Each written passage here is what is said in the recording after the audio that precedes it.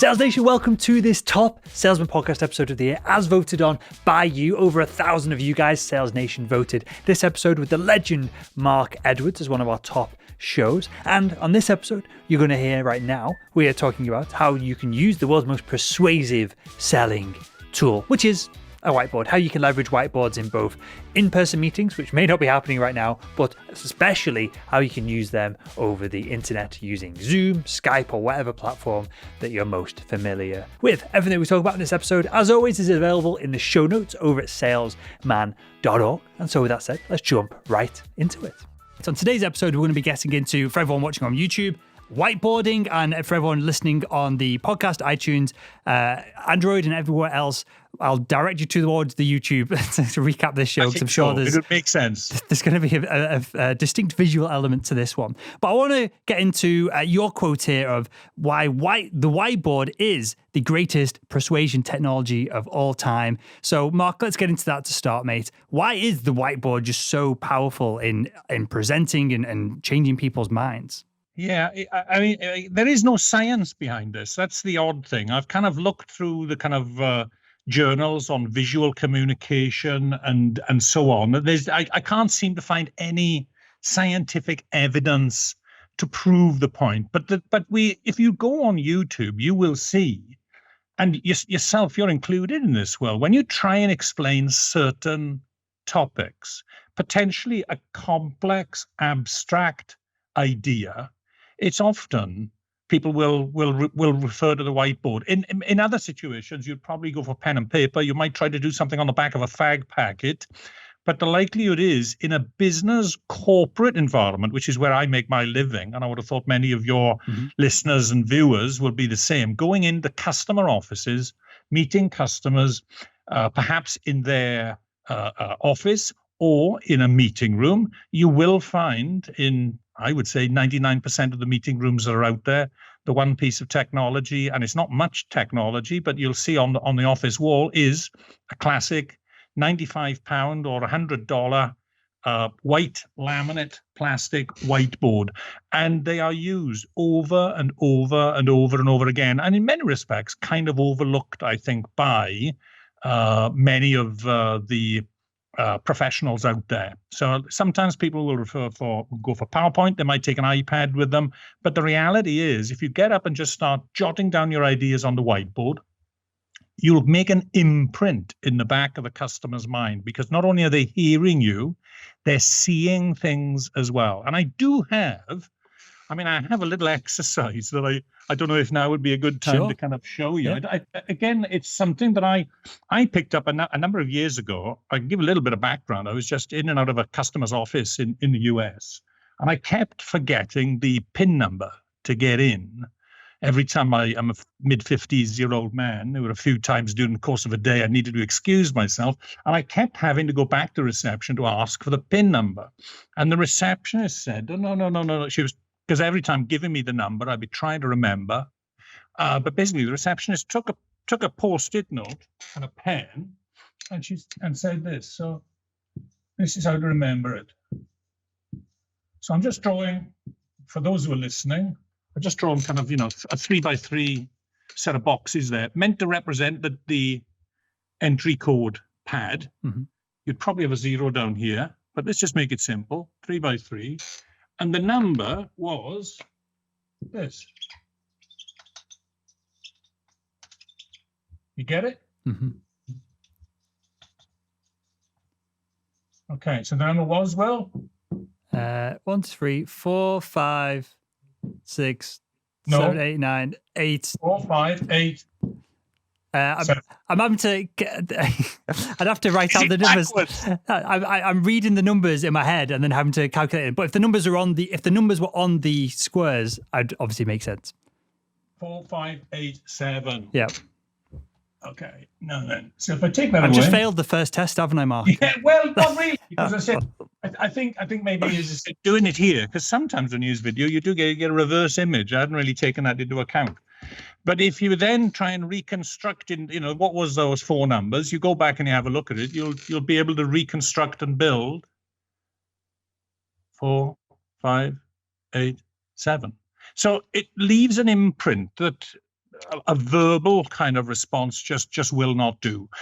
Additionally, not only have you got the verbal element, but if you're pitching in a customer's office, you're speaking to them about it, when you deliver your message, when you're standing at a whiteboard, you really get kind of integrated with it. And again, I'll refer, if I can, to a number of the kind of YouTube sales personalities that are out there, typically coming from the United States, but the Grant Cardones of the world, you'll often see, although he uses a piece of technology similar to what you've got in your studio, but he's often there rattling out numbers on a whiteboard, as would be Jordan Belfort. Same again, except Jordan seems to prefer to use a flip chart.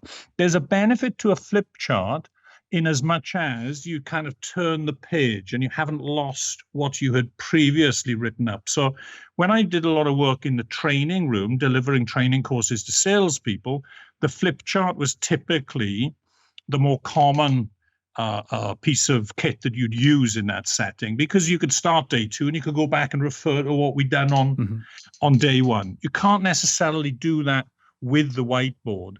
But still, both of them, I think, go to show that the concept or the dynamic of a presenter standing at a whiteboard or a flip chart, explaining something to an audience, and then illustrating their ideas visually on the whiteboard or flip chart at the same time is incredibly powerful. Incredibly powerful. And again, go back to how when you were in school, the authority figure of the teacher was at the front of the room, standing in front of, as it would have been back in my day, it was a blackboard, maybe a whiteboard in your day. But also there's elements, I think, tied into that we are used to. We're partly conditioned to receiving information from authority figures, are typically subject matter experts in the form of a teacher or a professor in a university. So when, as a salesperson, when you use the whiteboard in that kind of context, where you're standing at the whiteboard delivering a message, it also kind of taps in to that. You could say it's a subconscious kind of dynamic, but it is there. If you look into a room and there's somebody standing at a whiteboard and other people sitting down, you would typically assume that the person standing up is the subject matter expert and leading that session. So it's all of those things, Will, that feed into making it, in my opinion, the greatest piece of persuasion technology known to man. So there seem to be 3 things I've jotted down here, Mark. So we'll run through each of them in order. The first thing is, and I found this really interesting, of how daft I just looked with your code kind of example. But I remember that shape. So the shape was, so if you correct. Absolutely. So I wasn't quick-witted enough to come up with the numbers in time without looking like a fool, but I'll remember that shape now. Next time we speak, that the shape will come to mind. So I guess there's multiple levels to this, and maybe it's how your brain, although I think there is science that shows that our brains aren't particularly wired in different ways. It's a learning habits that people prefer numbers versus prefer images and that side of things, or audio cues. But clearly I remembered it visually as opposed to kind of numerically, as perhaps other people would. And if there was a tone, obviously these keypads, when you key them in, sometimes they have a tone on them, like a dial pad on a phone, for that reason as well. And I guess for blind people to experiment with the buttons to get the right ones, maybe. I don't know. So there seems to be multiple layers to all of this that the whiteboard is hitting. Both the authority, the visual, the ability to, I guess, this is the second thing that I picked up on here. So tell me if I'm completely off on this, Mark. The second thing I picked up was it's almost like a shared memory that we've got on the board. So if you've got your short-term memory, which is processing everything as it comes at you, you've got your long-term memory, which you're trying to potentiate your short-term into. The whiteboard seems like an intermediary where you can have your ideas on it, I can input my ideas on it, and we can come up with a kind of a collaborative thought almost that can then be shared in our long-term memory. Yeah. So is that... Go on. I was going to say, with regards to the collaborative element there, again, my kind of specialism really is in the technology arena. So the typical clients are technology vendors, 90% of the time with a very much of a sales role and responsibility within an organization, but also we get a lot of pre-sales, sales engineers in. They typically don't regard themselves as salespeople, but they're involved in the sales process. They are more adept, I would say, and fluent in using whiteboards than most salespeople are, because they're used to drawing up technology diagrams and so on and so forth. But when they have often said to me, when the customer, if they can get a customer up off their feet and they can pass the customer a pen and the customer starts adding information onto whatever it is that they've drawn on the whiteboard, a typical example would be where maybe they're drawing out their technology infrastructure, their wide area network. When the customer starts putting in their offices or some of their specific technologies in there, something else for you to consider here, then I would see that as that's the first time there was ideas in the presenter's head, ideas in the audience's head, and for the first time they come out into the physical world and merge on that whiteboard. So that co-creative element, most people would say that when that happens, there's a moment of magic. They feel, they intuit that, you know what I mean, that the relationship with that customer is now rock solid.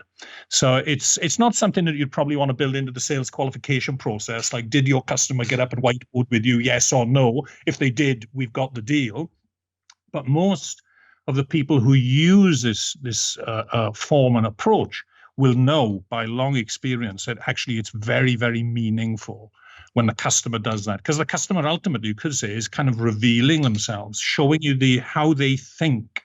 So there's all sorts of positives. Well, it seems like it breaks down that barrier between the salesperson and the potential buyer, and the buyer's got their guard up because of how a lot of salespeople act and the way that media portrays salespeople as well. I think our audience is slightly different. Typically, it's more large deal size B2B sales as opposed to used car salespeople who are obviously notorious for using different weird manipulative techniques. So some of this may not apply so much to them, but it seems like it's a great opportunity to get, as you said, someone off their feet. And there's almost a social pressure, a peer pressure. I don't know if that's the right way to describe it, because that almost sounds manipulative. But there's a social pressure in the room when you ask someone a question for them to give you a response. Well, if you ask someone to say, can you share your thoughts on this? They almost have to jump in versus just giving you a one-line answer that they've pre-prepared. You're a natural. You're seeing, say, one of the other elements that I've often referred to is that, say, if you consider that dynamic, if you put me as the salesperson, there's my customer, there's me, this is the salesperson, I refer to it as triangulation, in as much as we've got the whiteboard. It's not just me and the customer. And I ask some very probing, you might say challenging questions, but I'm able to do it for a number of reasons. One, I'm on my feet. Secondly, I'm writing the question up on the whiteboard. And I can look at the customer can look at me, the customer can look at the question on the whiteboard. But there's three of us here. It's not the two, and it diffuses the tension. If I can give you a short story. I sold many years ago, I was in IT sales back in the early 90s, and I sold a lot of desktop computers to a life insurance company. And one of the challenges that they had was that when life insurance salespeople, I don't know if you ever remember a guy maybe from the co-op or something would come, and they'd literally come into the kitchen of somebody's house, to collect their insurance premiums. But for these guys selling pensions, going into somebody's house and then asking them what they earned, what they had in saving, was, for a certain sector of the population, they'd take offense to it. You couldn't do it. But they had found, when using them in the US, they'd found that if the salesperson went in, sat up at the kitchen table with a little laptop, and on the laptop asked, what's your salary? What are your wages? What have you got in terms of savings or on deposit? They would give the answer, because the answer was being fed into this. So I would see that as, again, a method of triangulation. The whiteboard is you, there's the customer, there's the whiteboard. It's not just the two of you interacting, and it does allow or enable a different form, I would say, you've got to be skilled at it, but a more effective method of communication, much more of a back and forth and collaborative communication. Okay, so what is the first step then in, to use your term there, Mark, to become skilled in this? Because there's probably a lot of the audience going, okay, I get it. I'm sold. I'm going to follow up with Mark afterwards and get some training. But right now, what are the basic steps to implementing a whiteboard into a sales presentation, starting perhaps from the point of, I've been in sales 5 years, I'm doing reasonably well, right? And I use a PowerPoint presentation every time and I want to change things up. What would be the first step for someone in that kind of scenario? Yeah, well, I say you could. There are varying levels also of depth that you can go into. Where I am today, because I've been specializing in this area for 10 years. So what we do typically nowadays is I will go into an organization and they'll say, right, okay, this is our situation. This is whether it's a product or a new proposition that they want to take to market. This is the customer. We want our reps, our salespeople to be able to go in and hold a certain type of conversation and discussion. So we will typically design a presentation which can be delivered at a whiteboard. And if I was then, so let's kind of cut to the chase here so that your people maybe can actually do this for themselves. What would I be looking to do on a whiteboard? Effectively, I want to take the customer on some kind of journey.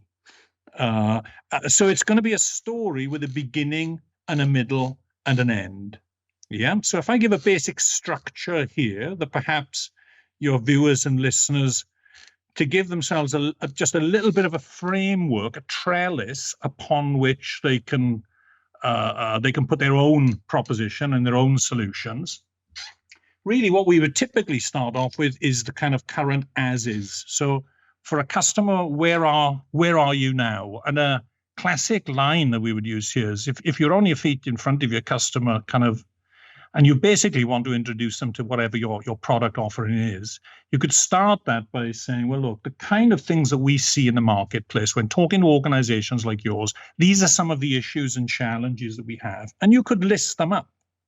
You don't necessarily have to draw anything too detailed and specific, but you can just list up, let's have a look at a couple of the 2 or 3 of the main challenges that we see in the marketplace today, and then present those to the customer.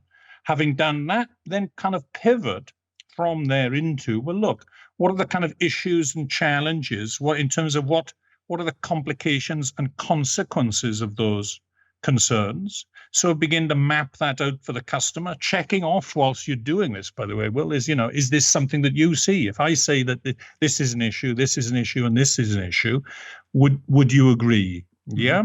And you really, it's when at the whiteboard, you should be keeping your eye on what it is you're writing up here, but also all the while monitoring the audience, whether it's one person, 2 or 3 people, monitoring them to get some indication of what they're thinking. And the moment you see whether they're nodding in affirmation or you can kind of, sometimes you can see thoughts pass through people's minds. Make sure you involve them, bring them into the conversation at that point. So step 1, these are some of the issues that we see. Step 2, these are the typical results or the typical consequences of these issues and challenges.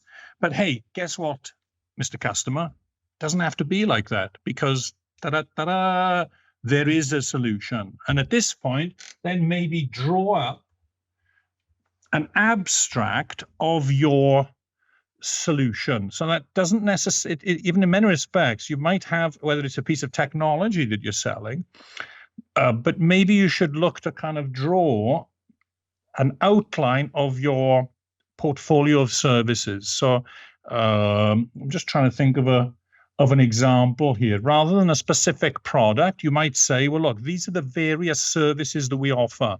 And an easy way of doing that, by the way, well, if I can, would just be to even put it into a grid format, yeah? So, we've got 4 main categories of service. We do this, we do this, we do this, we do this. In each one of these areas, I can then list what those are. And of course, I can refer back to some of the problems that we talked about earlier on. And all the while doing this with the customer, looking for responses, looking for their engagement to get them involved in walking through this, say, this sequence, a kind of logical sequence, where at the end of it, you may, I think it's unlikely, certainly in today's business environment, you don't often get an opportunity to turn around and ask a customer for an order at the end of a meeting. When I started selling in 1986, selling photocopiers in the city of London, you could go to a first meeting, conduct a meeting, and at the end of it, literally close a deal and get the customer to sign an order there and then. It doesn't really happen nowadays. So I would conclude most whiteboard presentations with some kind of call to action.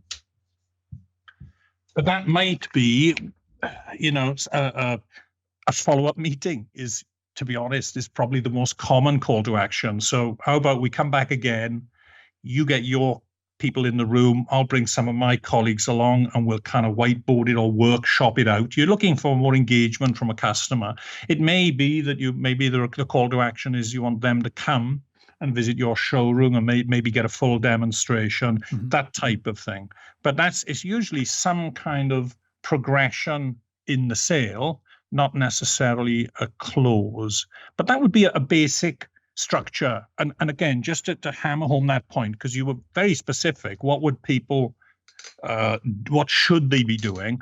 Say, look, just get up and use the whiteboard. Get up, start trying to articulate your thoughts visually in some way. And I said, this doesn't need to be artistic. It can just be, and often is, boxes with arrows connecting them. Yeah, but present your ideas in this way. And as I say, the more you're at your feet, the more time you spend at the whiteboard, the more comfortable you feel, typically the better you get.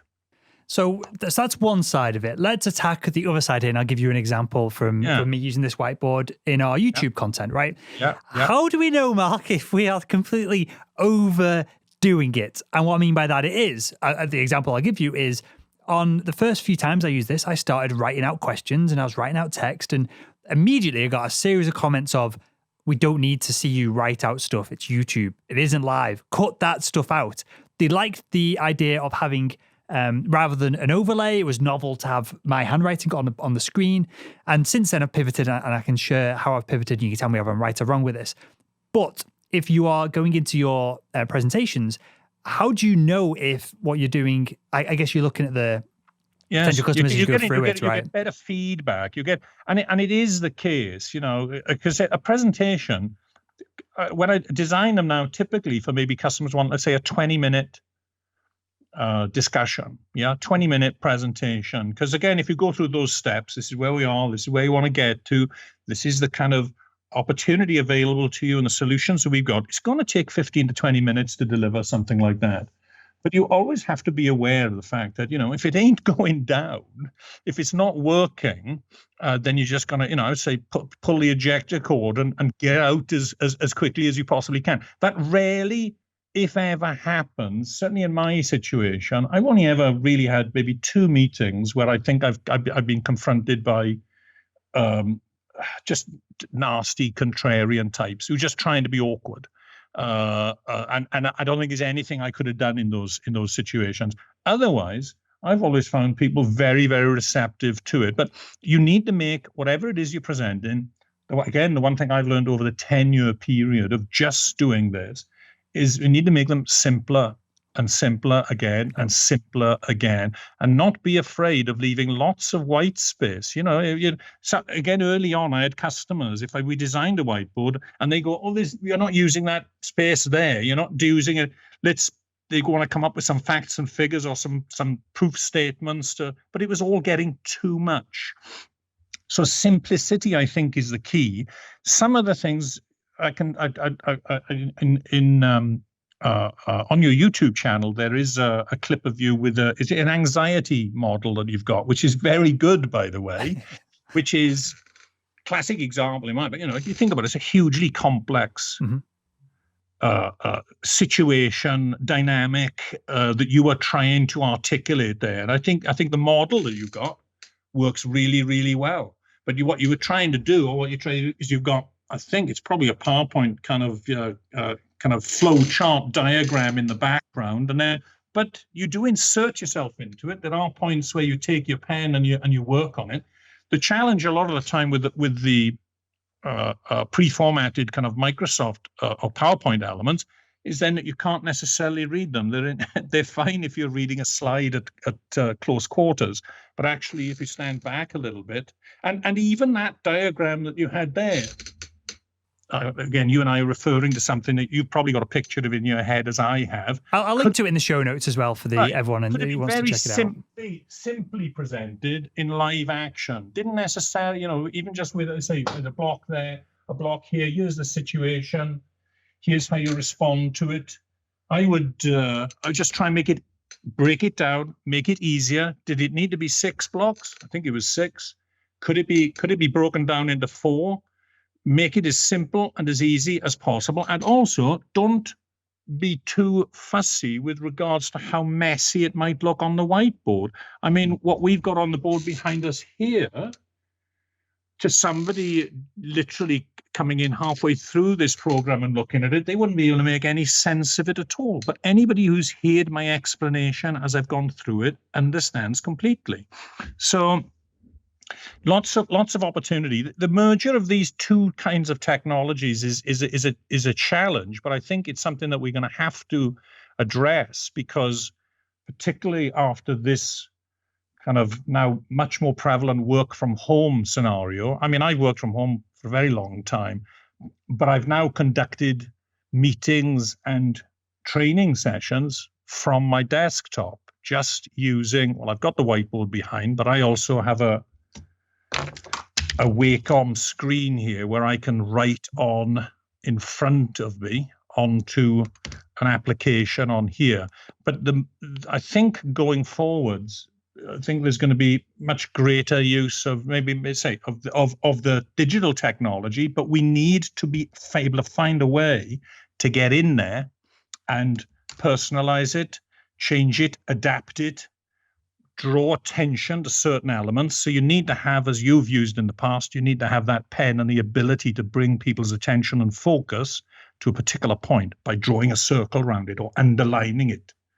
So I hope that helps. That does help. It seems like the audience might have a few light objections here, and I'm sure you get these all the time, Mark, of I can't draw. My handwriting is terrible. One from me, which is a concern for me, I'm terrible at spelling, and I look like a right dick every time I misspell something on one of these YouTube videos. So is there any way to, I'm guessing none of them matter is the answer to the question, but is there any way to get someone who perhaps is really interested, they're really excited about this idea, but they have them as a hurdle that they've got to get over first? How do we get over those issues? Yeah, I'd say, and I think the only way to get over them really is through continuous exposure to it. As I said, you might feel a little bit self-conscious. Even getting up and standing and using a whiteboard for some people is going to feel a little odd, as if they're drawing attention to themselves. Therefore, more exposure, more time at the whiteboard, more time drawing up your ideas and your thoughts on a whiteboard or even in a notebook. All of that is going to help. But I just want to hammer home that point. This is not about art or creativity here. There might be a situation, the type of things that I am typically drawing are squares, triangles, concentric circles, connecting lines. Yeah. Every now and again, I'm just trying to think what I would definitely, I use quite a lot of examples of, a person. So stick figures makes a lot of sense in many respects. But I don't end up drawing cars or horses, which would be very difficult to draw, even at the best of times. It's shapes more than anything else. Okay. Now then, again, with regards to the kind of how neat your handwriting is, whether this is because I've been at it as long as I have, I just don't give a damn. I don't give a damn. And well, if I say whatever, if I'm saying this is category 2 and this regards to our solutions here, one of our challenges, in this area is we got too many vendors in this area. Okay, so way too many vendors. So what's necessary is we want some kind of vendor consolidation. Squiggle, squiggle, squiggle. But if it's been presented where I'm saying what the word is as I'm writing it up, it works. Nobody, or shouldn't, I tell you, not sure on the spelling of any of that stuff there. Vendors I'm comfortable with. Consolidation might be one of those words which in the middle, is it an O or is it an I? I know it is an I. But anyway, you can't read it. Nobody could come in from outside this call and look at that and have any idea what has been written.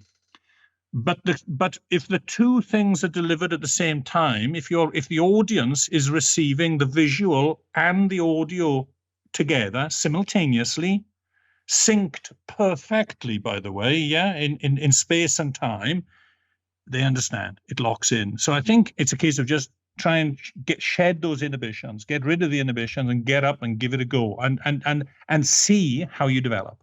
So two things. We won't do it right now, but when we wrap up the show, we'll have a horse drawing competition, and I'll put that as the outro credits in the YouTube version of this podcast.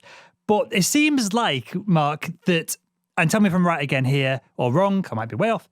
We're communicating with our voice, and that is articulate. Hopefully that's articulate and straightforward. What we're writing on the board isn't necessarily, it doesn't have to be the exact word. It's more of a symbol, just to map out in space what we're saying. Is that how we should think about it, as opposed to a PowerPoint where the list has to be aligned and we look unprofessional if it's all over the place?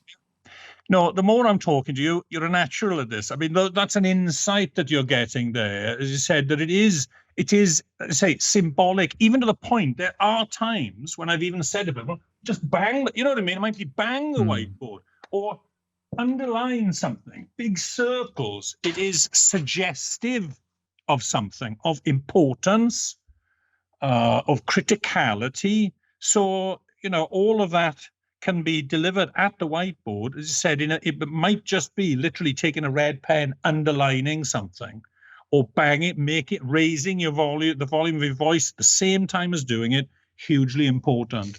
So with that in mind, you can begin to perhaps see we're playing the whiteboard now, and we're now getting into musical territory here now, which it is. We are beginning to maybe like a rim shot on a drum here, but we can play with the whiteboard and get all sorts of responses and dynamics out of it. So yes, absolutely. When it comes to a PowerPoint slide, as you said, we get fixated on, as I said, everything's got to line up correctly. It's got to be just right in the center. The font has got to be correct, the colors and so on. But bearing in mind that all of those things, with regards to the person who's putting it all together, it's a complete distraction from what the message is. You're spending all of your time thinking, how big should the font be? Where should it be positioned? And how long should my list be? And how neat and tidy should they be, formatted to the left or to the right or centered? Actually, if it's about the message, it can be quite messy. And what I've got here, and I could show you, I got, when I finish a development workshop with the customers, I will typically paste one wall with Magic Whiteboard. I don't know if you've ever seen Magic Whiteboard. Is the kind of roll-up stuff that you can paste on a wall, and it just looks, it's just one big wall of squiggles, lists, words, my work, other people's work. It just looks an absolute mess. But I would see it as the kind of creative endeavor, and what comes out of it once we've tidied it up, we've got something really meaningful and worthwhile. Do you know what? As you say that, if you could meet with someone, I don't know, Bill Gates is top of mind at the moment with the pandemic that's going on, and he's being vocal about it. If you could meet with Bill Gates and document on a whiteboard the meeting that you had, that could be a really cool piece of art. Or if you meet, you met with someone, socially exceptional or an athlete, and you could pick their brains, and it was squiggles. That'd be a really interesting piece of art that I'm sure people would be interested in. I'm sure they would. There is again, if you look online, there's in terms of famous. It's not a whiteboard. It's on the back of a napkin. But the guy who basically set up Southwest Airlines in the US, it was supposedly, the apocryphal story is him in a bar with, again, a potential investor for his business idea, and it was back of a napkin stuff. So it was literally a napkin that you'd have in a bar, and it's a triangle And on the 3 triangles, I can't remember. It's Dallas. Give me some others. It's Dallas, Austin, and one other kind of Texas kind of location. And it's just a triangle in the 3 locations. But that napkin is now referred to time and time again, certainly within the kind of the history of Southwest Airlines, but also when people do MBAs and whatever, when they study it, that napkin is absolutely referred to. So it is an artifact of that meeting, as even what you've got on the board there behind you. I mean, it's quite artistic what you got there, Will, to be honest, with that. But it is, if you think about it, it is an artifact. It is an image captured from a moment in time. I'm sure at the end of this call, you're just going to turn the monitor off and it'll disappear. But I would recommend maybe you take a screenshot of that and maybe color it in later. And it's something, Mark, that we'll wrap up with this, mate. It's something that I've pondered. Maybe you can give me off camera some thoughts and feedback on this. I would love to document the podcast and almost me just sucking information from the guest and have it on the whiteboard. And with this, you can screenshot the page and it'll email it you. So I could put it in the show notes of the episode. I've pondered this, but I've never managed to. I've never tried it for a start. This was probably the episode to give it a go in. I've missed the boat there. I'm interested what's on your notepad there, because the reality is it may just be words that you're putting down. I don't know whether when you take notes, whether you kind of write things out kind of longhand or whether you just put words down, which are going to trigger the thought. Also, if you look at my notebooks, I've always been a bit of a kind of, I wouldn't say I don't doodle at work, but even my ideas when they're coming out on paper, there'll be little squares and connecting boxes and so on. But what you've got there and is how you would work if when I was kind of training people in a classroom again with a flip chart, ideas, whatever's coming from the audience, that would always be make a note, put it up on there. And I think you've got it in your notepad, but some of those points would be well served being written up on the whiteboard behind you there. That is but really interesting. Your concerns about your writing first. Yeah, well, no one would be able to read it. So it wouldn't be an issue. No, that's right. That's right. But there's a triangle here from the Southwest Airlines story. I've written horse in capital letters with a big bubble around that. I've done a dotted line that goes from as is, consequences, solution, call to action, and then journey above it. So this, you're right. This seems like a great way to add another layer of, even if it's just for the people watching the show, another layer of engagement as opposed to anything else that come from that. I will experiment with this, Mark. I appreciate your feedback. And say those visuals, because that says to me is that you're thinking visually as well. You're thinking in abstract terms. You're not just writing words down line by line. And particularly there with the sequence, you have basically dotted it into sequences. So that says that I do feel you might be a natural with regards to the whiteboard.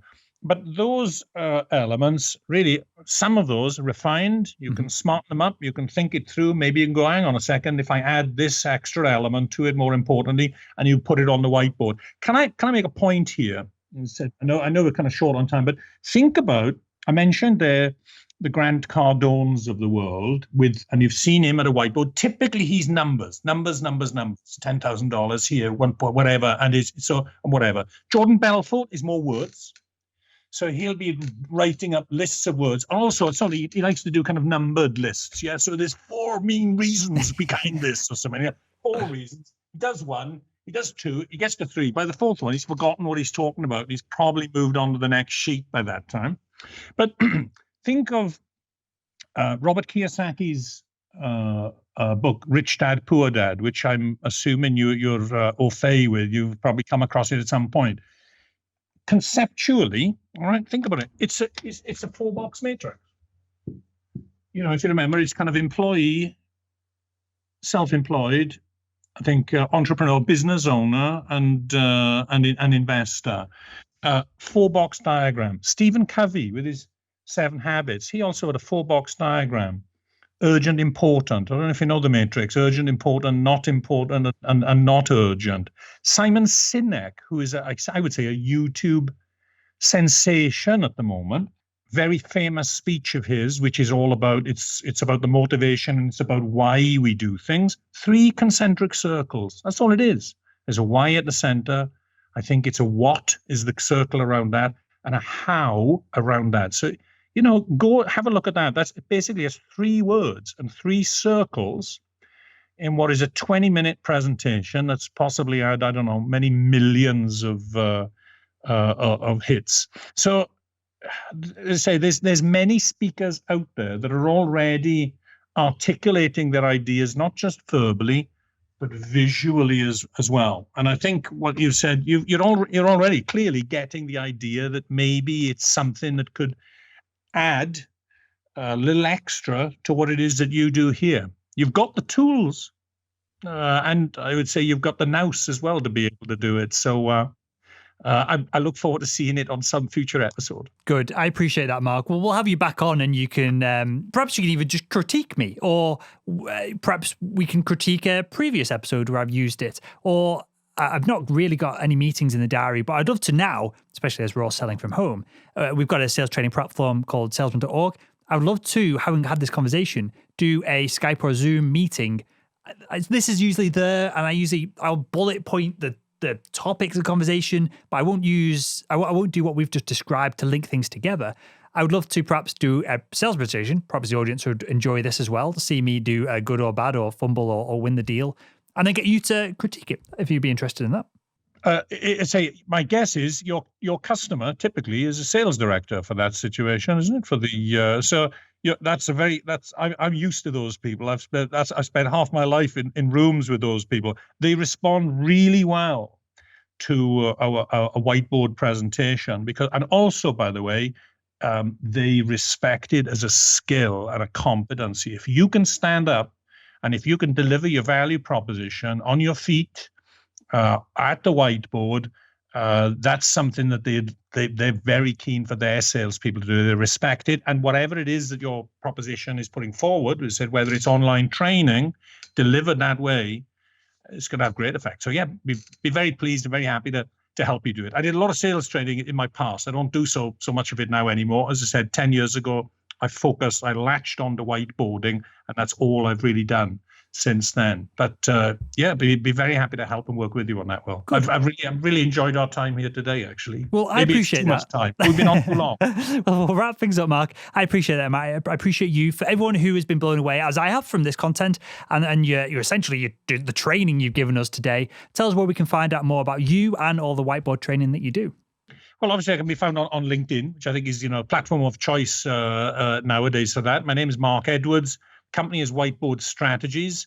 And so you'll be able to search and find me on LinkedIn. A website is whiteboardstrategies.co.uk.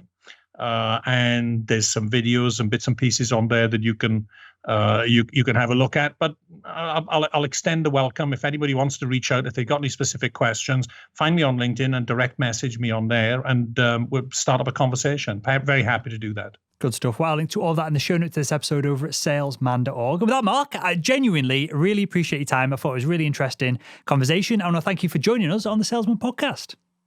A pleasure. Thank you very much, Will.